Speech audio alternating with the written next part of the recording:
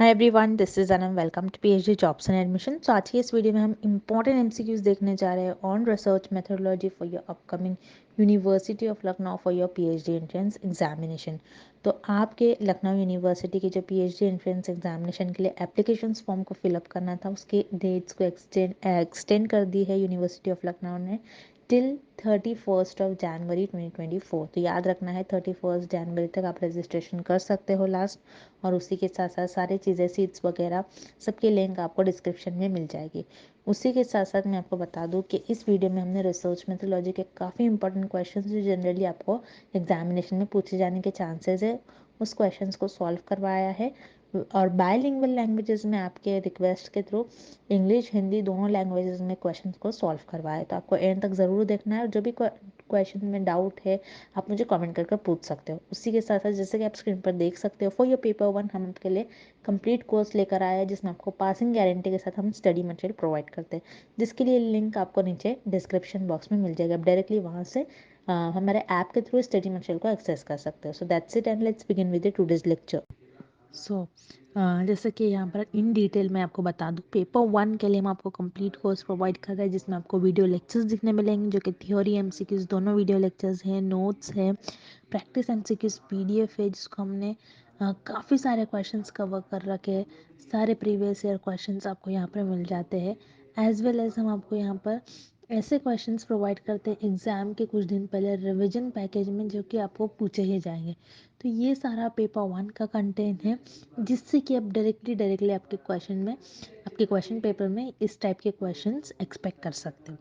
तो जैसे कि आप देख सकते हो स्क्रीन पर, हमारे कोर्स में हम आपको 100% गारंटी देते हैं पास होने की, यानी हम आपको इतना प्रिपेयर करवा देते हैं कि आप एटलीस्ट पासिंग मार्क्स तक मार्क्स स्कोर कर सको।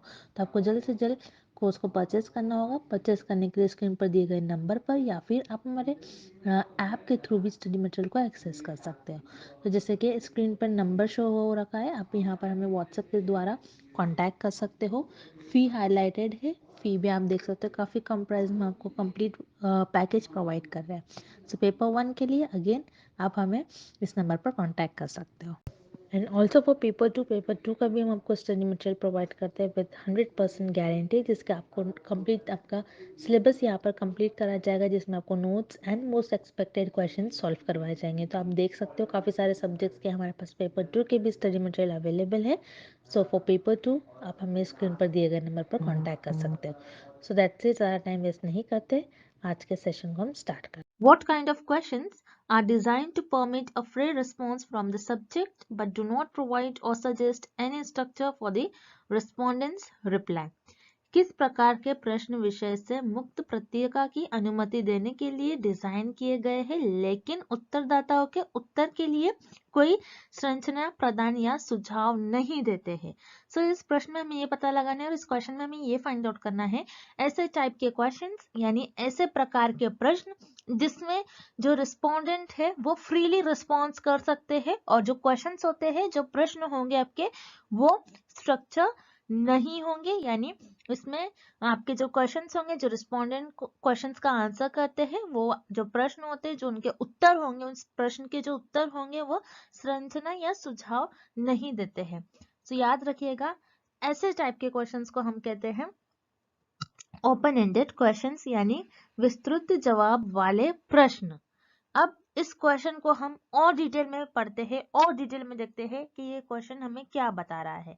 जैसे मान लीजिए एक शोधकर्ता है, जो रिसर्चर है, जिसे हम रिसर्चर कहते हैं। रिसर्चर को लोगों से कुछ रिस्पॉन्स कलेक्ट करना है, यानी जो रिसर्चर है, जो शोध करता है, उनको अपनी जनसंख्या में से कुछ लोगों का रिस्पॉन्स लेना है। सो यहाँ पर रिसर्चर को कुछ रिस्पॉन्स लेना है। यहाँ पर लोग जो है ये सब्जेक्टिव फॉर्म में रिस्पॉन्स कर रहे हैं। मतलब जैसे फॉर एग्जाम्पल आप आपके एग्जाम में मान लीजिए कोई पेपर लिख रहे हो, उसमें आपको सब्जेक्टिव फॉर्म में लिखना है, यानी लॉन्ग आंसर टाइप क्वेश्चन जो होते हैं, जिसमें आप सब्जेक्टिव फॉर्म में आंसर लिखते हैं, जिसमें आपको एमसीक्यूज नहीं पूछा जाता है, बल्कि आप आपके ओपिनियन आगे रख सकते हो उस क्वेश्चन के आंसर में, यानी उस प्रश्न के उत्तर में। अब बता रहा है यहाँ पर हमें, जो रिस्पोंडेंट है सब्जेक्टिव फॉर्म में आंसर करेगा, यानी लॉन्ग आंसर करेगा उस प्रश्न का, और यहाँ पर कोई स्ट्रक्चर नहीं होता है क्वेश्चन का, यानी क्वेश्चन का कोई स्ट्रक्चर नहीं होगा, यानी कि आपको कोई पर्टिकुलर एक ही आंसर राइट होगा ऐसा नहीं कह सकते हम। यानी जैसे एमसीक्यूज टाइप, जैसे मान लीजिए जो अब मैं आपको ये क्वेश्चन बता रही हूँ, इसमें ये हमारा एमसीक्यूज टाइप क्वेश्चन है, जिसमें सिर्फ और सिर्फ आपको एक ही आंसर मार्क करना होता है जो कि आपके करेक्ट आंसर होगा, उसे हम कहते हैं स्ट्रक्चर क्वेश्चन। और जो अनस्ट्रक्चर क्वेश्चन होते हैं जिसमें आप आपके ओपिनियन आगे रख सकते हैं, आपके चॉइस आगे रख सकते हैं, आपके वर्ड ऑफ चॉइस आगे रख सकते हैं, आपको जो लगता है, आपकी जो इच्छा है आप वो आगे बता सकते हो। सो वो कौन से टाइप के क्वेश्चंस होते हैं, वो होते हैं आपके open ended questions. So open ended questions वो टाइप के क्वेश्चंस होते हैं जिनमें आप आपके जो रिप्लाई होते हैं, जो रिस्पोंडेंट का रिस्पॉन्स होता है, फ्रीली रिप्लाई कर सकते हैं। जैसे मान लीजिए किसी फिल्म का आपको रिव्यू देना है, अब कोई रिसर्चर है, कोई फिल्म का रिव्यू ले रहा है, तो यहाँ पर अगर फिल्म का रिव्यू कुछ इस तरीके से है कि मान लीजिए यहाँ पर क्वेश्चन आपको ऐसा पूछा जा रहा है कि उस फिल्म में आपको उस फिल्म की क्वालिटी कैसे लगी, एक्ट्रेस की एक्टिंग कैसे थी, तो आप यस नो फॉर्म में तो आंसर नहीं दे सकते, आप उसको डिस्क्राइब करोगे, आप उसको बताओगे कि इस एक्टर की एक्टिंग अच्छी थी, ये क्वालिटी और अच्छी हो सकती थी पिक्चर की, और एक्शन सीन्स ऐसे थे, ऐसे होने चाहिए थे। तो यहाँ पर आप आपकी ओपिनियन को आगे रखते हो, तो उसे हम कहते हैं ओपन एंडेड क्वेश्चन। तो इस प्रश्न का आपका सही उत्तर हो जाएगा ऑप्शन ए। उसी तरीके से option be close ended questions. Close ended questions क्या होते हैं, याद रखिएगा, क्लोज एंडेड क्वेश्चंस आपके स्ट्रक्चर्ड क्वेश्चंस होते हैं, जिसमें आपको 4 ऑप्शन दिए गए थे, उसमें से आपको एक ही ऑप्शन को राइट करना होता है, एक ही ऑप्शन को चुनना होता है जो कि सही है। उसी तरीके से फिक्स्ड ऑल्टरनेटिव क्वेश्चंस, तो फिक्स्ड ऑल्टरनेटिव क्वेश्चंस भी क्या होते हैं, एक ही आंसर उसमें राइट होता है और एक रॉन्ग हो जाएगा। सो एक ही आंसर जब राइट होता है, फिक्स्ड है, फिक्स्ड ऑल्टरनेटिव क्वेश्चंस, यानी ये यहाँ पर स्ट्रक्चर क्वेश्चन है, लेकिन हमें नॉट स्ट्रक्चर पूछ रहा है क्वेश्चन में। सो यहाँ पर आपका ऑप्शन बी और सी दोनों भी इस प्रश्न का गलत उत्तर हो जाएगा। उसी तरीके से option D multiple choice question, जैसे कि मैंने आपको स्टार्टिंग में ही एग्जांपल दिया था, तो मल्टीपल चॉइस क्वेश्चन भी आपके ये स्ट्रक्चर क्वेश्चंस होते हैं, इसलिए इस प्रश्न का उत्तर ये भी गलत हो जाएगा। और इस प्रश्न का आपका सही उत्तर हो जाएगा विकल्प ए ओपन एंडेड क्वेश्चन, विस्तृत जवाब वाले प्रश्न। अगला प्रश्न, the term ICT was coined bye. ICT शब्द किसके द्वारा गढ़ा गया था।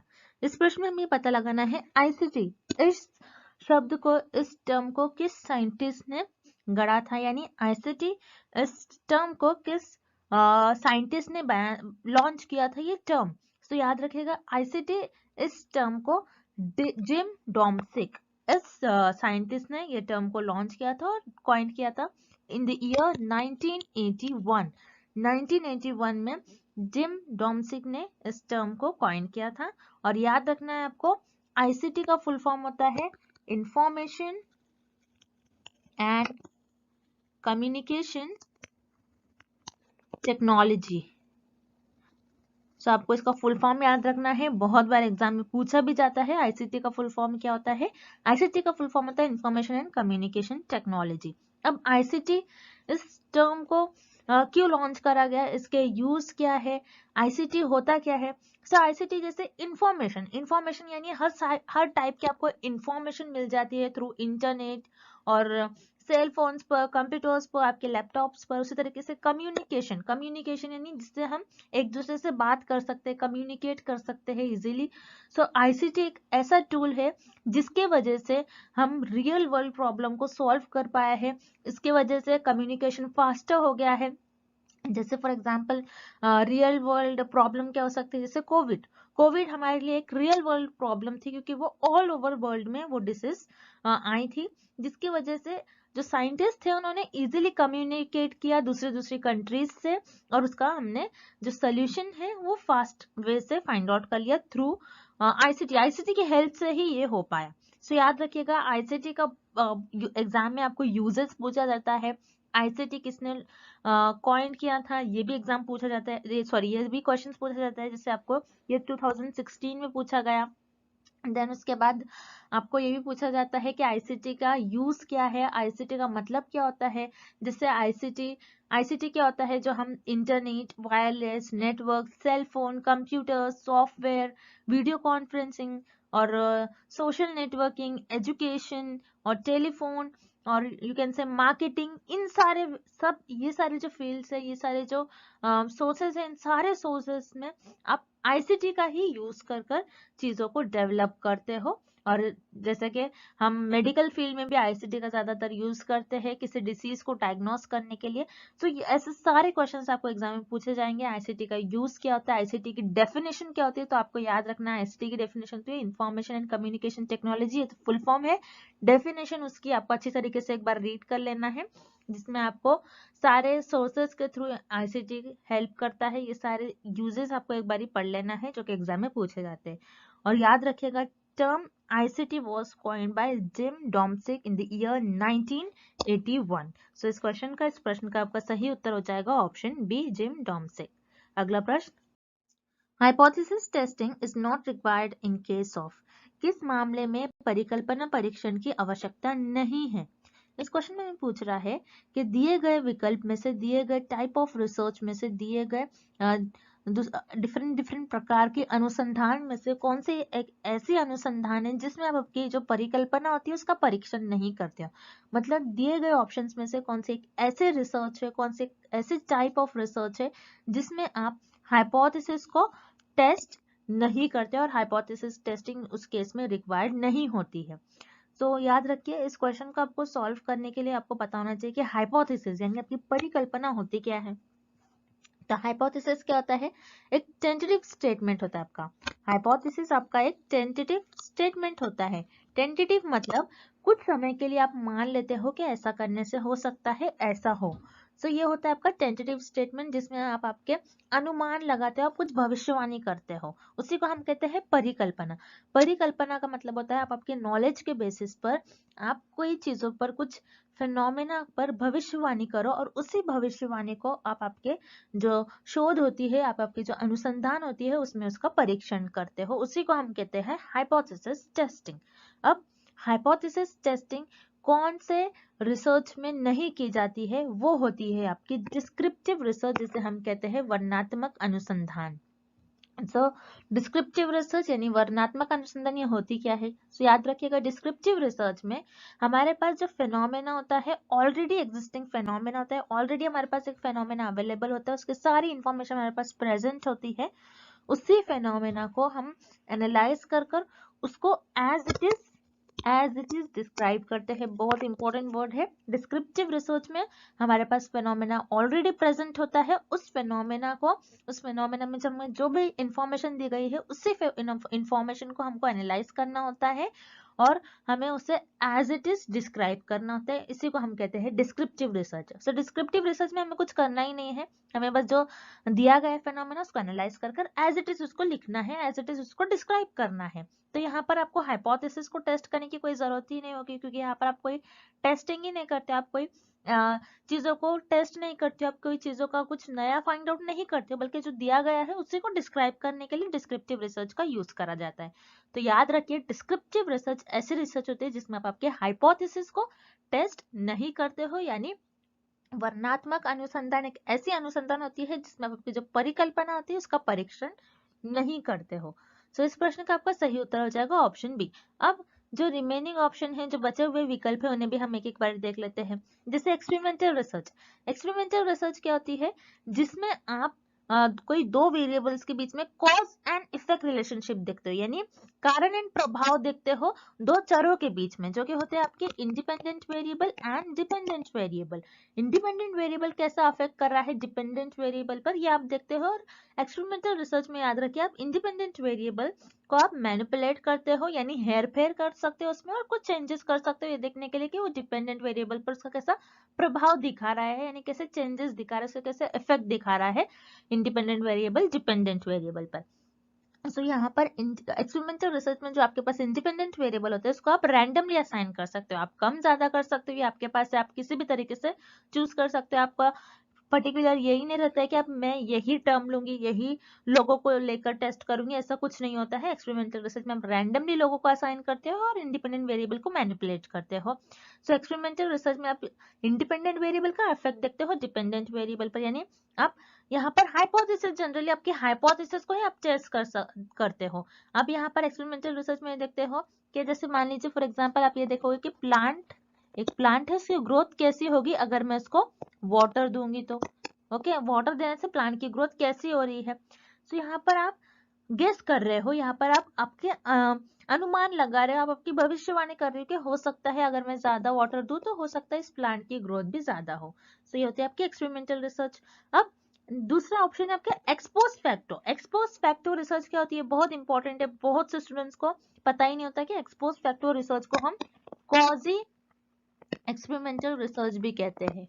ओके, एक्सपेरिमेंटल रिसर्च को हम एक्सपोज फैक्टर रिसर्च को हम कॉजी एक्सपेरिमेंटल रिसर्च कहते हैं, जिसमें हमारे जो वेरिएबल्स होते हैं, अगेन हम इंडिपेंडेंट वेरिएबल का ही इफेक्ट देखते हैं डिपेंडेंट वेरिएबल पर कैसा हो रहा है, लेकिन कॉजी एक्सपेरिमेंटल रिसर्च और एक्सपोज फैक्टर रिसर्च में हम जो भी फेनोमेना हैपन हो जाता है उसके बाद उस पर स्टडी करते हैं। जैसे कोविड डिसीज हो गई, फिर रिसर्चर ने उसके बाद वो डिसीज होने के बाद उस फेनोमेना पर स्टडी की, यानी एक फैक्टर हैपन हो गया, कुछ हैपन हो गया, उसके बाद कुछ इंसिडेंट हैपन हो गया, उसके बाद उस पर रिसर्च की जा रही है, उसे हम कहते हैं एक्सपोज फैक्टर और कॉजी एक्सपेरिमेंटल रिसर्च, जिसमें आप आपके इंडिपेंडेंट वेरिएबल को ना ही मैनिपुलेट करते हो ना ही रैंडमली असाइन करते हो, लेकिन इसमें भी आप आपके हाइपोथेसिस को टेस्ट करते हो। इसलिए यहाँ पर आपका ऑप्शन ए एंड सी यानी विकल्प ए एंड विकल्प सी इस प्रश्न का गलत उत्तर हो जाएगा, और इस प्रश्न का आपका सही उत्तर हो जाएगा ऑप्शन बी डिस्क्रिप्टिव रिसर्च और वर्णनात्मक अनुसंधान।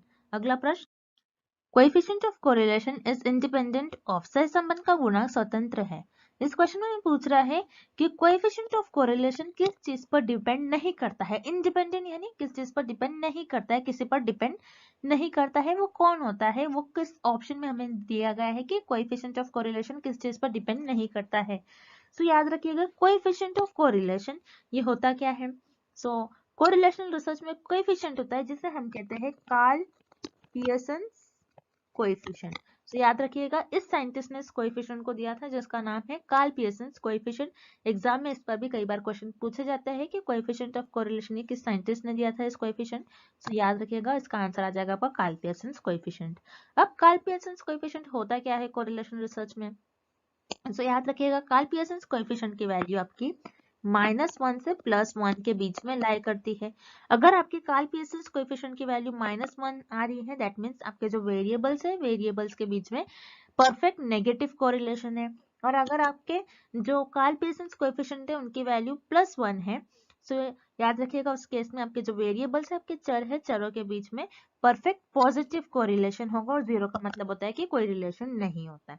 सो ये होते हैं आपके कार्ल पियर्सन कोएफिशिएंट जिसके वैल्यूज -1 से +1 के बीच में लाई करती है। अब याद रखिएगा कार्ल पियर्सन कोएफिशिएंट जिसे कोएफिशिएंट ऑफ कोरिलेशन कहते हैं। सो कोएफिशिएंट ऑफ कोरिलेशन का फॉर्मूला आपको पहले पता होना चाहिए, तभी हम इस क्वेश्चन को सॉल्व कर पाएंगे। सो ये होता है आपका कोएफिशिएंट ऑफ कोरिलेशन का फॉर्मूला। तो इस तरीके से आपका फॉर्मूला आता है, इसे हम कहते हैं सबमिशन। ये आपके ऑब्जर्वेशंस होंगे और ये आपके xi और yi ये आपके ऑब्जर्वेशन होते हैं। सो x ये आपका फर्स्ट वेरिएबल हो जाएगा, क्योंकि दो वेरिएबल्स के बीच में हम कोरिलेशनल रिसर्च में संबंध देखते हैं, उनके बीच में कैसा रिलेशन है। सो xi जो होता है आपका ये फर्स्ट वेरिएबल हो गया, और yi ये आपका हो जाएगा सेकेंड वेरिएबल। ऐसे दो वेरिएबल होते हैं कोरिलेशनल रिसर्च में और उनके बीच में आप संबंध देखते हो। सो ये पता चल गया आपको xi और yi क्या होता है। अब नेक्स्ट टर्म हमें दिया गया है, नेक्स्ट लेटर x बार y बार, नेक्स्ट वेरिएबल हमें दिया गया x बार y बार। सो x बार और y बार क्या होता है, ये होता है आपके मीन। अब आपने कुछ मान लीजिए सैंपल से कुछ इंफॉर्मेशन निकाल लिया, उनकी हाइट निकाल लिया, हाइट का आप मीन देखोगे और बताओगे कि इस पर्टिकुलर जो पॉपुलेशन है उसमें ज्यादातर लोगों की हाइट क्या होती है, तो ये हो गया आपका मीन। सो बार जब भी आ गया मतलब ये मीन हो जाएगा आपका, और एक्स आई मतलब ये फर्स्ट वेरिएबल के ऑब्जर्वेशन यानी फर्स्ट वेरिएबल का आपने जो भी डेटा कलेक्ट करा वो होता है, और वाई आई मतलब सेकंड वेरिएबल का आपने जो भी डेटा कलेक्ट करेगा वो हो जाएगा आपका वाई आई। ये हो गया आपका। अब ये साइन क्या होती है, इसे हम कहते हैं सबमिशन, जिसका मतलब होता है एडिशन। सबमिशन का मतलब होता है एडिशन, ये हमें पता चल गया। अब यहाँ पर हमें कुछ ऑप्शन दिए गए हैं, जैसे change in origin and change in scale. अगर हम चेंज करते हैं अपने ओरिजिन में और स्केल में कुछ चेंज करते हैं तो क्या कोएफिशिएंट ऑफ कोरिलेशन से इसका कोई लेना देना नहीं होता है, इससे कोई डिपेंड नहीं करता है इन चीजों पर। सो यस, याद रखिएगा कोएफिशिएंट ऑफ कोरिलेशन ना ही आपके चेंज ऑफ स्केल में और ना ही चेंज ऑफ ओरिजिन से डिपेंड करता है, इन दोनों से इंडिपेंडेंट होता है। तो यहाँ पर आपका ऑप्शन सी राइट हो जाएगा, क्योंकि अगर आप स्केल में भी कोई चेंज कर लो या फिर ओरिजिन में भी कुछ चेंज कर लो, आपका जो कोएफिशिएंट ऑफ कोरिलेशन है उसको कुछ उस पर अफेक्ट नहीं होता है, ये इन दोनों से इंडिपेंडेंट होता है। अब किस तरीके से, अब मान लीजिए जैसे फॉर एग्जाम्पल आपके पास कुछ इंफॉर्मेशन आपने कलेक्ट कर लिया। अब कुछ इंफॉर्मेशन कलेक्ट करने के बाद आपने उस इंफॉर्मेशन को प्लॉट कर दिया कुछ ग्राफ में। अब ग्राफ में प्लॉट करने के बाद आपने पहले वेरिएबल का मान लीजिए कुछ, यहाँ पर आपके ओरिजिन के पास 10 वैल्यू आ रही है, 20 वैल्यू आ रही है। अब मैंने क्या किया, मैंने जो ओरिजिन था इस 10 को मैंने थोड़ा मूव कर लिया, तो 10 यहाँ पर आ जाएगा मेरा, 20 यहाँ पर आ जाएगा। अब यहाँ पर जो आप देख रहे हो, यहाँ पर हमारे जो फॉर्मूला है इसमें माइनस दिया गया है हमें। जब मैं यहाँ पर वैल्यूज पुट करूंगी और मैं माइनस करूंगी तो ये ऑलरेडी इसी जगह पर मेरी वैल्यू आ जाएगी। तो जैसे कि देख रहे हो आप, कुछ चेंजेस ही नहीं होगा, यानी आपके जो ओरिजिन है, ओरिजिन से कुछ चेंज नहीं हो रहा है, जितना गैप है उतना ही गैप रह रहा है आपका। That means coefficient of correlation जो होता है इसमें, जो ओरिजिन वैल्यू होती है इसमें कोई चेंजेस नहीं होता है आपका। So correlation coefficient of correlation independent होता है आपका ओरिजिन से। अब स्केल देखते हैं। अब स्केल मान लीजिए यहाँ पर आपकी 10 है, स्केल 10 है, मैंने इसको बढ़ा दिया उस स्केल को। जैसे हम कोई चीज कभी हमें हमारे आय से नहीं दिखती तो हम माइक्रोस्कोप में देखते हैं, तो हम क्या करते हैं उसका स्केल बढ़ा देते हैं। सो उस केस में मैंने मान लीजिए यहाँ पर मैंने स्केल बढ़ा दिया, ये 10 को मैंने ले लिया 10 के ले लिया। अब मैं अगर यहाँ पर हर जगह 10 के और 20 के डाल दूंगी, अब यहाँ पर 10 के मान लीजिए और यहाँ पर 20 के, तो यहाँ पर अगर मैं इसको सॉल्व करूंगी तो यहाँ पर मेरा जो k है ये कांस्टेंट k है मान लीजिए। तो ये मैं इसको बाहर निकाल लूंगी, तो यहाँ पर k और k बाहर आ जाएगा, तो ये k और k कैंसिल हो जाएगा, जिसकी वजह से आपको फिर से सेम ही फॉर्मूला देखने मिलेगा। तो इसके लिए हम कहते हैं कोएफिशिएंट ऑफ कोरिलेशन जो होता है आपका, स्केल और ओरिजिन अगर आप चेंज करते हो तो इसका इस पर कोई अफेक्ट नहीं होता। इसलिए इस क्वेश्चन का आपका राइट ऑप्शन हो जाएगा option C, change of scale and origin only, केवल पैमाने और उत्पत्ति का परिवर्तन। अगला प्रश्न, ANOVA was given by, ANOVA द्वारा दिया गया था। तो इस क्वेश्चन में हमें पता करना है कि एनोवा ये किस साइंटिस्ट के द्वारा ये नाम दिया गया था, ये टर्म दिया गया था। तो याद रखिएगा एनोवा ये R.A. फिशर यानी रोनाल्ड फिशर इस साइंटिस्ट ने दिया था इन द ईयर 1918 में रोनाल्ड फिशर यानी R.A. फिशर इस साइंटिस्ट ने एनोवा इस टर्म को लॉन्च किया था। अब एनोवा क्या होता है, याद रखिएगा एनोवा का फुल फॉर्म होता है एनालिसिस ऑफ वेरिएंस। अब एनोवा किस लिए हम यूज करते हैं, तो याद रखिएगा एनोवा एक स्टैटिस्टिकल टूल होता है, एक स्टैटिस्टिकल टेस्ट होता है, जिसे हम ये टेस्ट करने के लिए देखते हैं कि 2 से ज्यादा सैंपल के मीन को कंपेयर करने के लिए। ओके, जब 2 से ज्यादा आपके पास सैंपल्स होंगे उनके मीन को अगर आपको कंपेयर करना है तो आप एनोवा टेस्ट यानी एनालिसिस ऑफ वेरिएंस इसका यूज करोगे। और याद रखिएगा एग्जाम में भी बहुत बार क्वेश्चन पूछा जाता है एनोवा पर। सो एनालिसिस ऑफ वेरिएंस इस टेस्ट का हम यूज सिर्फ और सिर्फ इसीलिए करते हैं क्योंकि हमको ये देखना होता है कि ये कंपेयर करना होता है कि 2 से ज्यादा जो सैंपल्स है उनके मीन को कंपेयर करने के लिए। आपके पास अगर 2 से ज्यादा सैंपल्स ले लिया आपने, उस पर आपने स्टडी परफॉर्म किया, उससे जो आपको मीन मिल रहे हैं आपको उसको कंपेयर करना है। तो कंपेयर करने के लिए आप एनोवा टेस्ट का यूज करोगे। अगर जब आपके पास सिर्फ 2 ही सैंपल होते हैं तो उस केस में आप या तो टी टेस्ट का यूज करोगे या तो जी टेस्ट का यूज करते हो। अब आपके पास 2 से ज्यादा सैंपल के मीन है, यानी 3 हो सकते हैं, 4 हो सकते हैं, 5 हो सकते हैं, 2 से ज्यादा हो सकते हैं, तो उस केस में आप एनोवा का यूज करोगे। सो एनोवा को हम कहते हैं extension of T and ji test, यानी टी और जी टेस्ट में भी हम सेम इसी तरीके से करते हैं। टी और जी टेस्ट में हम 2 सैंपल के मीन को कंपेयर करते हैं और उसी का एक्सटेंशन एनोवा को कहते हैं, यानी सेम करते हैं लेकिन यहाँ पर उसका एक्सटेंशन है इसमें, जिसमें हम टी और जी टेस्ट में जो नहीं कर पाते यानी 2 से ज्यादा मीन को कंपेयर नहीं कर पाते, यही हम एनोवा में करते हैं कि 2 से ज्यादा सैंपल के मीन को कंपेयर करने के लिए हम एनोवा इस टेस्ट का यूज करते हैं। और याद रखिएगा एग्जाम में भी कई बार क्वेश्चन पूछा गया है एनोवा ये किस टेस्ट का एक्सटेंशन होता है। सो एनोवा ये टी एंड जी टेस्ट ये दोनों भी टेस्ट का एक्सटेंशन होता है। और ANOVA was given by R.A. Fisher यानी Ronald Fisher in the year 1918। So इस प्रश्न का आपका सही उत्तर हो जाएगा ऑप्शन डी, R.A. फिशर। शून्य परिकल्पना का परीक्षण करने के लिए एक शोधकर्ता उपयोग नहीं करता है। To test null hypothesis a researcher does not use. So इस प्रश्न में पूछा जा रहा है कि रिसर्चर यानी आपके शोधकर्ता है, वो शून्य परिकल्पना का परीक्षण कर रहे हैं यानी नल हाइपोथेसिस को टेस्ट कर रहे हैं। सो नल हाइपोथेसिस को टेस्ट करने के लिए जो रिसर्चर है वो कौन सा टेस्ट का उपयोग करेंगे, कौन सा टेस्ट का यूज करेंगे, हमें ये पता करना है। जैसे कि आपको पता है हम रिसर्च में हाइपोथेसिस ले डाउन करते हैं, यानी हम अपने अजम्पशंस और गेसेस के बेसिस पर एक हाइपोथेसिस, एक टेंटेटिव स्टेटमेंट ले डाउन करते हैं जिसे हम हाइपोथेसिस कहते हैं। और उसमें आपकी जो नल हाइपोथेसिस होती है, नल हाइपोथेसिस बताती है कि जो चर है आपके चरों के बीच में कोई संबंध नहीं है, यानी वेरिएबल्स के बीच में कोई भी रिलेशन नहीं है, there is no relationship between the variables. अब नल हाइपोथेसिस को रिसर्च अपनी रिसर्च में टेस्ट करते हैं, सिर्फ और सिर्फ नल हाइपोथेसिस को यानी शून्य परिकल्पना का रिसर्चर परीक्षण करते हैं। अब शून्य परिकल्पना का जब रिसर्चर आपके शोधकर्ता जो है ये इसका टेस्ट करते हैं, इसका परीक्षण करते हैं, ये बताते हैं वेदर इट इज ट्रू और फॉल्स, यानी ये सत्य है या फिर असत्य है, ये हमें बताते हैं। अब जब नल हाइपोथेसिस को टेस्ट करा जाता है तो इसके लिए जो शोध करता है ये डिफरेंट और अलग अलग प्रकार के परीक्षण का उपयोग कर कर नल हाइपोथेसिस को टेस्ट करते हैं। अब कौन कौन से वो टेस्ट होते हैं, तो याद रखना है chi square test, T test and ANOVA test. यानी काय स्क्वायर परीक्षण, टी परीक्षण और एनोवा, इन तीनों भी परीक्षण का शोधकर्ता यूज करते हैं, उपयोग करते हैं शून्य परिकल्पना का परीक्षण करने के लिए। अब काय स्क्वायर टेस्ट क्या होता है, बहुत इंपॉर्टेंट है, आपको ध्यान से सुनना है। कई स्टूडेंट्स को पता ही नहीं होता कि काय स्क्वायर टेस्ट होता क्या है।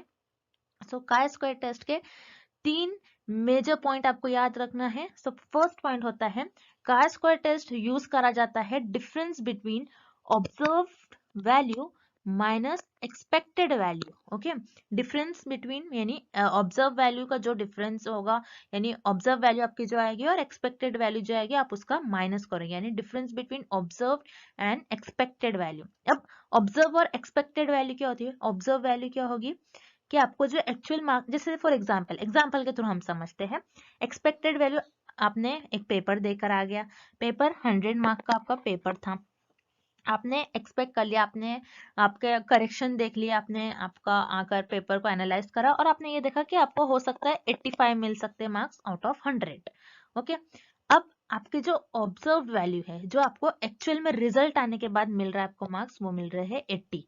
तो ये हो गया आपका ऑब्जर्व वैल्यू और expected value. So difference between observe and expected value, यानी ऑब्जर्व और एक्सपेक्टेड वैल्यू का जो डिफरेंस है, इसे मेजर करने के लिए काय स्क्वायर टेस्ट का यूज करा जाता है। अब किस तरीके से आपको ऑब्जर्व वैल्यू मिल सकती है, जैसे सैंपल से आपको कुछ इन्फॉर्मेशन मिल रही है, सो वो हो जाएगी आपकी ऑब्जर्व वैल्यू। आपने एक्सपेरिमेंट परफॉर्म कर कर देखे, एक्सपेरिमेंट के पहले आप कुछ एक्सपेक्ट कर सकते हो कि इतना मुझे मिल सकता है, और ऑब्जर्व क्या है, जो रियल वैल्यू आपको मिल रही है। उसी तरीके से डिस्ट्रीब्यूशन, आपका डिस्ट्रीब्यूशन किस तरीके से है, फर्स्ट पॉइंट ये हो गया। सेकेंड पॉइंट डिस्ट्रीब्यूशन, यानी आपका जो डिस्ट्रीब्यूशन है, आपको सैंपल से कुछ इंफॉर्मेशन मिल गई है, आपका डिस्ट्रीब्यूशन आपने कुछ इस तरीके से प्लॉट करा, क्या आपका जो डिस्ट्रीब्यूशन है, आपका डिस्ट्रीब्यूशन नॉर्मल है या फिर नॉर्मल नहीं है, ये देखने के लिए भी आप काय स्क्वायर टेस्ट का यूज करते हैं। और थर्ड, कि आपका जो डेटा है ये इंडिपेंडेंट है या नहीं, डेटा आपका इंडिपेंडेंट है या फिर नहीं, ये देखने के लिए आपका डेटा इंडिपेंडेंट है, ये देखने के लिए आप आपके काय स्क्वायर टेस्ट का यूज करते हैं, यानी किसी चीज का उस पर इन्फ्लुएंस तो नहीं है, कोई और ऐसा फैक्टर तो नहीं है कि जो आपके डेटा को इन्फ्लुएंस कर रहा है, ये देखने के लिए आप काय स्क्वायर टेस्ट का यूज करते हो। सो इस तरीके से आप आपके इस टेस्ट को परफॉर्म कर आप आपके नल हाइपोथेसिस का परीक्षण कर सकते हैं, यानी शून्य परिकल्पना का टेस्ट कर सकते हो। यहाँ पर आपका विकल्प ए सही हो जाएगा। उसी तरीके से विकल्प B T test.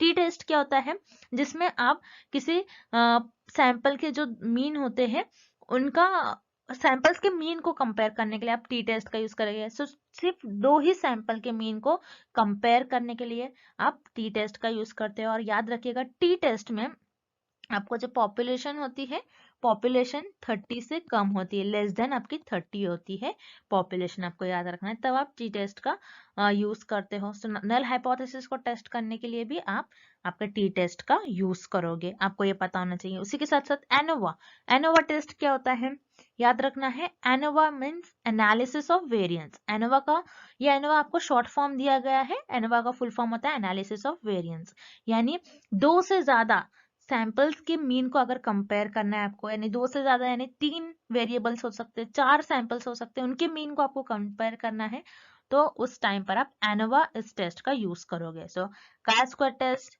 T test और एनोवा टेस्ट, ये तीनों भी परीक्षण के हेल्प से, और इन तीनों भी परीक्षण का उपयोग कर शोधकर्ता शून्य परिकल्पना का परीक्षण करते हैं। अब फैक्टोरियल एनालिसिस आपके नल हाइपोथेसिस को टेस्ट करने के लिए यूज नहीं किया जाता है, मतलब क्रम गुणित विश्लेषण जो होता है, ये आपकी नल हाइपोथेसिस को टेस्ट करने के लिए यूज नहीं किया जाता है। तो ये होती क्या है बेसिकली, तो याद रख रहे फैक्टोरियल एनालिसिस, जिसमें आप कुछ वेरिएबल्स को एनालिसिस करते हो। सो इसमें बहुत सारे वेरिएबल्स होते हैं, जैसे मान लीजिए for example A variable, B variable, C variable, D, E and F variable and G variable मान लीजिए। तो इतने सारे यहाँ पर वेरिएबल्स है, और ये कहूंगी मैं आपको कि ये जो वेरिएबल्स होते हैं, यहाँ पर बहुत सारे जो वेरिएबल्स होते हैं एक दूसरे से ये कनेक्टेड होते हैं, उनके बीच में कुछ ना कुछ रिलेशन होता है।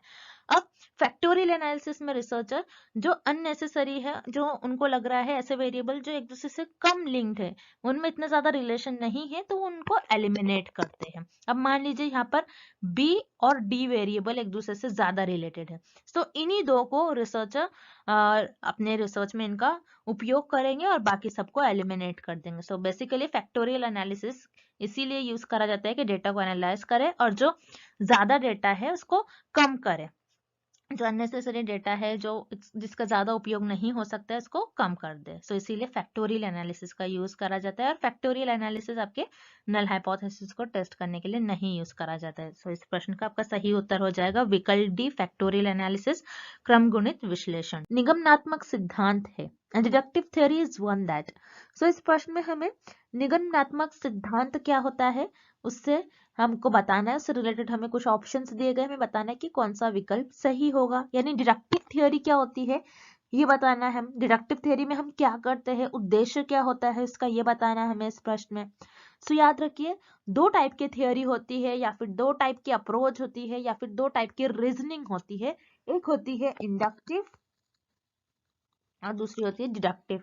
इंडक्टिव, इंडक्टिव मतलब कुछ इंड्यूस करना, कुछ आप क्या करते हो, थ्योरी बनाते हो, जिसमें थ्योरी की हेल्प से डेटा बनाते हो, इंफॉर्मेशन इकट्ठा करते हो, इंफॉर्मेशन एकत्र करते हो, कुछ जनरल थ्योरी दे देते हो, उससे हम कहते हैं इंडक्टिव थ्योरी। अब डिडक्टिव थ्योरी में क्या करते हो आप, डिडक्टिव थ्योरी में आप आपकी जो थ्योरी प्रेजेंट होती है, जो आपने इंडक्टिव थ्योरी में या फिर इंडक्टिव रीजनिंग में जब भी आप थ्योरी बना लेते हो, जब भी आपके पास सिद्धांत होते हैं, उन्हीं सिद्धांतों का यूज करते हुए उनको इन्वॉल्व करते हो आप आपकी डिडक्टिव थ्योरी में, और डिडक्टिव थ्योरी में उनको इन्वॉल्व करने के बाद उस पर आप आपकी हाइपोथेसिस ले डाउन करते हो, यानी परिकल्पना ले डाउन करते हो।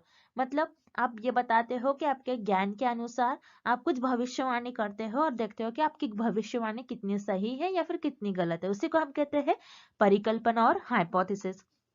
सो याद रखिएगा, डिडक्टिव थ्योरी वो थ्योरी होती है जिसमें थ्योरी इन्वॉल्व होती है, यानी थ्योरी पहले से ही हमारे पास प्रेजेंट होती है, थ्योरी इन्वॉल्व भी होती है, और एक्सप्लिसिटली, एक्सप्लिसिटली यहाँ पर एक्सप्लिसिटली मतलब हम उसमें करते ही है जो काम, यानी हम हमारी हाइपोथेसिस को डिफाइन ही करते हैं। हाइपोथेसिस को आप डिफाइन करोगे तभी तो आप उसको टेस्ट कर पाओगे, तभी तो आप उसको एनालाइज कर पाओगे, तभी तो आप कुछ ऑब्जर्वेशंस बताओगे आपके जो भी है। सो याद रखिएगा, डिडक्टिव थ्योरी वो थ्योरी होती है जिसमें आपके पास थ्योरी इन्वॉल्व होती है और एक्सप्लिसिटली आप किस चीज पर फोकस करते हो, आपके हाइपोथेसिस को डिफाइन करने के लिए। ओके, यानी सिद्धांत और स्पष्ट रूप से परिभाषित परिकल्पना शामिल करते हैं हम निगमनात्मक सिद्धांत में। सो इस प्रश्न का आपका विकल्प भी सही उत्तर हो जाएगा। अब जो ऑप्शंस बच गए उन्हें भी हम एक एक बार देख लेंगे। विकल्प ए आपको दिया गया है allows theory to emerge out data, यानी सिद्धांत को डेटा से बाहर निकालने के लिए अनुमति देता है। तो ये क्या करता है, ये हमें जो विकल्प दिया गया है ये इंडक्टिव थियोरी के लिए दिया है, क्योंकि हम सिद्धांतों की मदद से डेटा बनाते हैं, डेटा इमर्ज आउट करते हैं। तो यहाँ पर आपका विकल्प ए गलत हो जाएगा। उसी तरीके से विकल्प C allows for findings to feedback into to stock of knowledge. Knowledge के लिए हम यहाँ पर कुछ नहीं करते, बल्कि डिडक्टिव रीजनिंग में हम बस हाइपोथेसिस को ले डाउन करते हैं, उसे टेस्ट करते रहते हैं। तो यहाँ पर विकल्प सी भी आपका गलत हो जाएगा। उसी तरीके से विकल्प D uses qualitative methods whenever possible, यानी जब भी संभव हो गुणात्मक विधियों का उपयोग करते हैं। नहीं, डिडक्टिव थियोरी आपकी ये आपकी क्वांटिटेटिव मेथड से रिलेटेड होती है, ना कि क्वालिटेटिव। ओके, सो यहाँ पर आपका विकल्प डी भी गलत हो जाएगा और इस प्रश्न का आपका सही उत्तर हो जाएगा विकल्प बी, इन्वॉल्व थ्योरी और एक्सप्लिसिटली डिफाइंड हाइपोथेसिस। अगला प्रश्न, मानक त्रुटि क्या है? What is standard error? तो इस प्रश्न में पूछा गया है कि मानक त्रुटि क्या होती है, इसकी हमें परिभाषा बतानी है।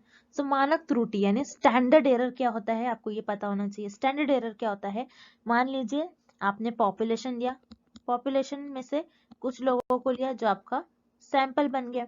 अब इस सैंपल पर आप क्या करते हो, आपकी रिसर्च परफॉर्म करते हो इस सैंपल पर और इस नमूनों पर आप आपकी शोध परफॉर्म करते हो।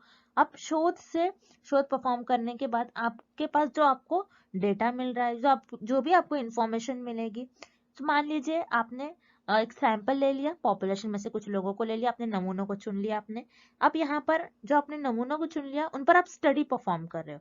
आप देख रहे हो कि नमूनों में से यानी सैंपल्स जो है उनकी हाइट क्या है। आपको देखना है इस पर्टिकुलर एरिया में ज्यादातर लोगों की हाइट क्या होती है। सो आपने क्या करा, आपने इंफॉर्मेशन ले लिया, आपने हर एक मेंबर के सैंपल में से हर एक मेंबर की हाइट को नाप लिया, उनके कद को आपने नाप लिया। अब नापने के बाद आप क्या करोगे, आपको जो भी इंफॉर्मेशन मिलता है आप उसे एक डिस्ट्रीब्यूशन में सबमिट करते हो, एक डिस्ट्रीब्यूशन में उसे आप शिफ्ट करते हो।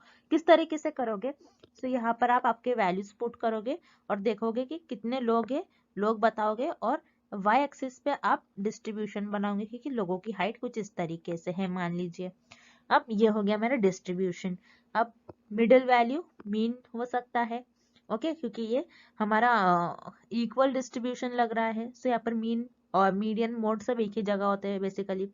अब यहाँ पर मुझे ये देखना है कि मीन से कितने वैल्यूज मेरे डिस्ट्रीब्यूटेड है, कितना मेरा डेटा जो है फैला हुआ है। जितना ज्यादा मेरा डेटा फैला होगा उतना ज्यादा एरर होने के चांसेस होते हैं। तो जैसा यहाँ पर आप देख रहे हो कितना डेटा फैला हुआ है मीन से। ये मान लीजिए यहाँ पर मीन है मेरा, मीन से मैं ये देखूंगी कि मेरा डेटा, मेरा जो इंफॉर्मेशन है कितना फैला हुआ है। मान लीजिए यहाँ पर बहुत सारे लोग हैं जिनकी हाइट इस रीजन में लाई कर रही है, बहुत सारे लोग हैं जिनकी हाइट इस रीजन में लाई कर रही है।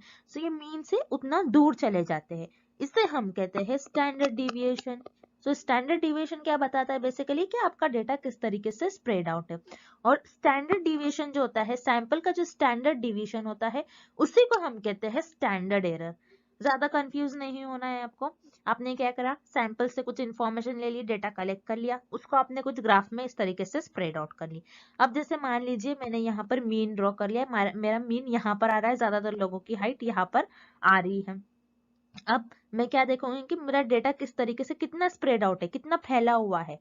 तो जितना फैला हुआ रहता है डेटा उसे हम कहते हैं स्टैंडर्ड डिविएशन। ये ये सैंपल का आपका स्टैंडर्ड डिविएशन है, और जो आपके सैंपल का स्टैंडर्ड डिविएशन होता है वही होता है आपका स्टैंडर्ड एरर। आपको ये पता होना चाहिए। तो इस प्रश्न का आपका विकल्प ए सही उत्तर हो जाएगा। उसी तरीके से हम जो रिमेनिंग ऑप्शंस दिए गए हैं उन्हें भी हम एक एक बारी देख लेते हैं, आपको पता चल जाए कि और कौन से एरर्स भी होते हैं। जैसे यहाँ पर विकल्प बी आपको दिया है model error, value of the standard range of a statistic. आंकड़े भी मानक श्रेणी का मॉडल त्रुटि नाम। तो मॉडल एरर क्या होता है, मतलब मॉडल त्रुटि क्या होती है, आपको ये पता होना चाहिए। मॉडल एरर किस नेम से आया है, मॉडल को हम मोड भी कहते हैं। अब मोड क्या होता है, मोड आपके डेटा में ऐसी वैल्यू जो सबसे ज्यादा बार रिपीट हो रही है। मान लीजिए आपको कुछ डेटा मिल गया, ओके, उसमें आपके डेटा में 50 वैल्यू बार बार रिपीट हो रही है, तो ये क्या होगी आपके डेटा की मोड। अब मोड में भी कुछ एरर्स होने के चांसेस होते हैं, जो आपके डेटा में ज्यादा बार रिपीट हो रही है वैल्यू, तो उसके रेंज में कुछ एरर हो रहा है, तो उसे हम कहते हैं मॉडल एरर।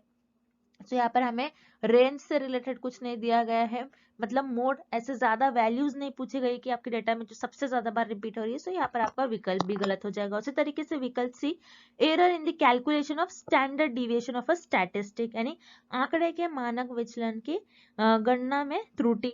आपने क्या करा, स्टैंडर्ड डिविएशन से आपको जो भी इंफॉर्मेशन मिल रही है, स्टैंडर्ड डिविएशन मतलब आपने कुछ इस तरीके से आपका डेटा स्प्रेड आउट कर लिया, उससे आप क्या कर रहे हो, उसकी वैल्यू को कैलकुलेट कर रहे हो और उससे आपको कुछ एरर हो गया। सो इसे हम क्या कहेंगे, errors in calculation of standard deviation. So हमें स्टैंडर्ड डिविएशन के कैलकुलेशन से रिलेटेड कुछ प्रश्न नहीं दिया गया है, यहाँ पर आपका विकल्प सी गलत हो जाएगा। उसी तरीके से विकल्प D, standardize statistic to minimize error. Standardize statistic क्या होता है, आपके पास एक स्केल होती है, उसी स्केल में आप सारे एक पर्टिकुलर एक स्केल होती है जिसमें आप सारे वैल्यूज को फिट करने की कोशिश करते हो, उसे हम कहते हैं स्टैंडर्डाइज स्केल। अब स्केल होती है, सॉरी स्टैंडर्डाइज स्टैटिस्टिक, सो स्केल होती है जिसमें आप सारे वैल्यूज को फिक्स करने की कोशिश करते हो, उसको स्टैंडर्डाइज करने की कोशिश करते हो ताकि एरर आपका मिनिमम हो। सो इसे हम कहते हैं minimize standardized statistic to minimize error. So यहाँ पर हमें इससे भी रिलेटेड कुछ प्रश्न नहीं पूछा गया है, यहाँ पर आपका विकल्प डी गलत उत्तर हो जाएगा और इस प्रश्न का आपका सही उत्तर हो जाएगा विकल्प ए। अगला प्रश्न, केस स्टडी पद्धति के बारे में निम्नलिखित में से कौन सा सत्य नहीं है? Which of the following is not true about case study method? So इस प्रश्न में पूछा जा रहा है कि केस स्टडी पद्धति जो होती है, केस स्टडी पद्धति के मेथड से रिलेटेड हमें कुछ विकल्प दिए गए हैं, हमें बताना है कि कौन सा विकल्प सही नहीं है, केस स्टडी मेथड से रिलेटेड नहीं है। अब केस स्टडी मेथड क्या होता है, केस स्टडी पद्धति होती क्या है, आपको पहले तो ये पता होना चाहिए।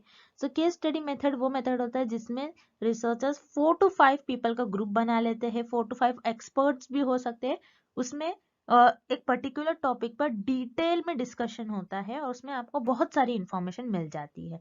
सो इसे हम कहते हैं केस स्टडी। सो याद रखिए, केस स्टडी में डिटेल में जो आपके 4 to 5 पीपल का आप ग्रुप बना लेते हो, जैसे 4 से 5 व्यक्ति होते हैं आपके ग्रुप में, सो वो डिस्कशन करते हैं। सो डिस्कशन से उनको जो भी डेटा मिलता है, ये वर्ड्स और टेक्स्ट के फॉर्म में डेटा मिलेगा। जाहिर सी बात है, अगर मान लीजिए आप किसी आईफोन के बारे में, या फिर कोई आईफोन जब लॉन्च किया जाता है, मान लीजिए, तो 4 to 5 पीपल का ग्रुप बनाया जाता है, 4 to 5 एक्सपर्ट्स का, जिन्होंने प्रोग्रामिंग में एक्सपर्ट्स है, जो इनका जो रहता है ग्रुप बनाया जाता है, उनको इनविटेशन दिया जाता है, फिर वो इनविटेशन एक्सेप्ट कर फिर उस ग्रुप को ज्वाइन कर उसमें डिटेल में उस पर्टिकुलर टॉपिक के बारे में डिस्कस करते हैं। तो उसे यहाँ पर डिस्कशंस के थ्रू जो उनको इंफॉर्मेशन मिलती है कि वर्ड्स और टेक्स्ट के फॉर्म में मिलती है। सो वर्ड्स और टेक्स्ट के फॉर्म में कौन सी आपको इंफॉर्मेशन मिलती है, सिर्फ और सिर्फ क्वालिटेटिव रिसर्च में। सो याद रखिए, केस स्टडी मेथड जो होता है आपके क्वालिटेटिव नेचर का होता है। क्वालिटेटिव रिसर्च में भी हम क्या करते हैं, हमारे पास जो भी डेटा मिलता है वर्ड्स और टेक्स्ट के फॉर्म में मिलता है, नंबर्स के फॉर्म में हमें डेटा नहीं मिलता है। हम यहाँ पर डेटा जमा करते हैं, बेसिकली हम थ्योरीज बनाते हैं, हम डेटा एकत्र करते हैं, डेटा को एक न्यू डेटा हमारे पास मिलकर आता है। सो ये होती है आपकी क्वालिटेटिव रिसर्च, जिसमें आपके पास जो डेटा होता है ये वर्ड्स और टेक्स्ट के फॉर्म में होता है जनरली। सो ये पता चल गया हमें कि आपकी जो केस स्टडी मेथड होता है ये क्वालिटेटिव नेचर का होता है, यानी गुणात्मक नेचर का होता है। देन यहाँ पर ऑप्शन ए और बी देख लेते हैं हम। ऑप्शन ए दिया गया है, it is an expensive method. Yes, आपका केस स्टडी मेथड जो होता है एक्सपेंसिव होता है। एक्सपेंसिव मेथड की होता है, अब जैसे आप 4 to 5 एक्सपर्ट्स को बुला रहे हो, ओके मान लीजिए आपने कोई न्यू डिसीज आई है, उस पर आपने कोई एक्सपर्ट्स को बुलाया है जो बहुत फेमस है, और जो पूरे वर्ल्ड से आपने बुलाया है, या फिर कोई भी अपने कंट्री से बुलाया है, कोई भी अपने सिटी से बुलाया है। सो यहाँ पर उनको इनविटेशन के लिए आपको अप्रोच करना होता है, फिर वो आते हैं, वो आपकी फी चार्ज करेंगे, जो भी करेंगे। सो यहाँ पर उनको जो ये मेथड होता है एक्सपेंसिव होता है। ओके सो ये मेथड एक एक्सपेंसिव मेथड होता है कंपेयर टू अदर मेथड्स। सो यहाँ पर आपको विकल्प ए भी सही दिया गया है। उसी तरीके से विकल्प भी, there are many chances of making errors, यानी यहाँ पर एरर्स यानी गलतियां करने के बहुत संभावनाएं होती है। आपकी जो त्रुटि होती है, त्रुटि बहुत ज्यादा होने के आपकी संभावनाएं होती है। क्यों ज्यादा हो सकती है, क्योंकि यहाँ पर जैसे मैंने बताया आपको, केस स्टडी मेथड में 4 to 5 पीपल का, 4 से 5 व्यक्तियों का ग्रुप बना लेते हैं, उसमें एक पर्टिकुलर टॉपिक पर डिटेल में आपको डिस्कशंस होते हैं, आपको डिटेल में डिस्कस करना होता है। तो इससे क्या होता है, बहुत ज्यादा डेटा निकल के आता है आपके पास। सो बहुत ज्यादा डेटा होने की वजह से, बहुत डिटेल में आप पढ़ते हो तो बहुत ज्यादा होने की वजह से एरर ज्यादा होने के चांसेस होते हैं। सो ये भी आपको सही विकल्प दिया गया है। सो बच गया आपका ऑप्शन डी। तो याद रखिएगा, आपका जो केस स्टडी मेथड होता है ये क्वांटिटेटिव मेथड नहीं होता है, यानी आपका केस स्टडी पद्धति जो होती है ये मात्रात्मक प्रकृति नहीं होती है, ये आपकी गुणात्मक होती है, गुणात्मक नेचर की होती है, ना कि मात्रात्मक। मात्रात्मक नेचर क्या होता है, जिसमें आपके पास सिर्फ नंबर्स में इंफॉर्मेशन हो, ओके आप जिसमें स्टैटिस्टिकल मेथड ज्यादा यूज करो, मैथमेटिकल प्रिंसिपल्स आप यहाँ पर ज्यादा यूज करते हो। तो इसीलिए केस स्टडी मेथड जो होता है आपका एक क्वांटिटेटिव नेचर का नहीं होता है। और हमें भी प्रश्न में यही पूछा गया है कि केस स्टडी मेथड के बारे में कौन सा विकल्प सत्य नहीं है। सो वो है आपका विकल्प डी। सो इस प्रश्न का आपका सही उत्तर हो जाएगा ऑप्शन डी और विकल्प डी। अगला प्रश्न, किस प्रकार का शोध मौजूदा स्थिति में संशोधन पर केंद्रित है? Which of the type of research focuses on embedding the prevailing situation? तो इस प्रश्न में पूछा गया है ऐसे कौन से रिसर्च है जिसका उद्देश्य ये होता है कि जो करंट सिचुएशन है उसको बदल देती है, करंट सिचुएशन को वो सॉल्व कर देती है, उसको बदल देती है एक तरीके से। यहाँ पर अमेंडिंग का मतलब होता है कि बदल देना, और प्रेवेलिंग सिचुएशन यानी करंट सिचुएशन, करंट कुछ मान लीजिए कुछ करंट आपके पास समस्या है अभी जो चल रही है, मौजूदा आपके पास जो स्थिति है उस स्थिति को आपको चेंज करना है। सो आप कौन सी रिसर्च का उपयोग करोगे, कौन से शोध का आप उपयोग करोगे, कौन से अनुसंधान का आप उपयोग करोगे, यह हमें पता करना है। सो याद रखिए, जब भी आपके एग्जाम में कुछ प्रश्न आते हैं और प्रश्न में कुछ करंट स्टेटस का आपको चेंज करना है, सो ये आपका आ जाएगा एक्शन रिसर्च से रिलेटेड। एक्शन हो रहा है, आपने जो करंट आपका जो भी सिचुएशन है, जो भी स्थिति है, उसको आपने चेंज कर दिया। सो आपने यहाँ पर एक एक्शन परफॉर्म किया, जिसे हम कहते हैं एक्शन वर्ब, कि आपने कुछ एक्शन कर लिया। मतलब करंट सिचुएशन थी, कुछ समस्या होगी, करंट कुछ सिचुएशन है, उसको आपने बदल दिया। अब मान लीजिए करंट सिचुएशन ये है कि मैं आपको पढ़ा रही हूँ, आपको मान लीजिए मैं लाइव क्लास ले रही हूँ, तो आप मुझे बोलोगे कि मैम मुझे ये टॉपिक समझ नहीं आया। सो मैं क्या करूंगी, आपको फिर से रिपीट करना स्टार्ट कर दूंगी। सो मैंने यहाँ पर क्या किया, आपको फिर से मैं दूसरे मेथड से स्टार्ट कर दूंगी आपको पढ़ाना। सो मैंने यहाँ पर एक्शन ले लिया, ओके और आपकी समस्या का समाधान भी निकल गया, आपकी समस्या खत्म हो गई। इस सिचुएशन का मैंने इस सिचुएशन को बदल दिया, ओके जिस सिचुएशन थी, जो स्थिति थी मौजूदा, उसको मैंने बदल दिया। तो मैं ऐसा किस रिसर्च में करूंगी, किस शोध में मैं ऐसा कर सकती हूँ? क्रियाविधि शोध में, यानी एक्शन रिसर्च में। सो इस प्रश्न का ऑप्शन ए सही उत्तर हो जाएगा। उसी तरीके से जो बचे हुए ऑप्शन है उन्हें भी हम एक एक बारी देख लेंगे। विकल्प भी आपको दिया गया है एक्सपेरिमेंटल रिसर्च यानी प्रायोगिक अनुसंधान। एक्सपेरिमेंटल रिसर्च क्या होती है, प्रायोगिक अनुसंधान क्या होती है, जिसमें आप दो चरों के बीच में कारण और प्रभाव देखते हो। दो चरों के बीच में किस तरीके का संबंध है, कैसा संबंध है, कैसा दो चरों के बीच में किस तरीके से कारण और प्रभाव है, एक वेरिएबल को, एक चर को हेरफेर करने से दूसरे पर वो कैसा प्रभाव दिखा रहा है, ये हम देखते हैं एक्सपेरिमेंटल रिसर्च में। तो यहाँ पर हमें किसी वेरिएबल्स, किसी चरों के बीच का रिलेशन हमें नहीं दिया गया है प्रश्न में, तो यहाँ पर आपका विकल्प भी गलत उत्तर हो जाएगा। उसी तरीके से विकल्प सी, मौलिक अनुसंधान, जिसे हम फंडामेंटल रिसर्च कहते हैं। सो मौलिक अनुसंधान का उद्देश्य क्या होता है, मेन एम क्या होता है कि रिसर्चर इस रिसर्च को इसीलिए करते हैं ताकि वो अपनी नॉलेज को इंक्रीज कर सके, ताकि वो अपनी क्यूरियोसिटी को फुलफिल कर सकते हैं, अपनी जिज्ञासा को वो फुलफिल कर सके, इसीलिए मौलिक अनुसंधान का उपयोग करते हैं। तो यहाँ पर मौलिक अनुसंधान भी इस प्रश्न का सही उत्तर नहीं होगा। इसी तरीके से विकल्प डी, कंक्लूसिव रिसर्च यानी निर्णायक अनुसंधान, जिसमें आप निर्णय लेते हो, जिसमें आप कुछ कंक्लूजन्स पर आते हैं, आप कुछ कंक्लूजन बता दे, उसे हम कहते हैं कंक्लूसिव रिसर्च। तो यहाँ पर आपका विकल्प डी भी इस प्रश्न का सही उत्तर नहीं होगा। इस प्रश्न का आपका सही उत्तर हो जाएगा विकल्प ए, एक्शन रिसर्च और क्रियाविधि अनुसंधान। एंड आज के लिए बस इतना ही, and thank you for watching this video.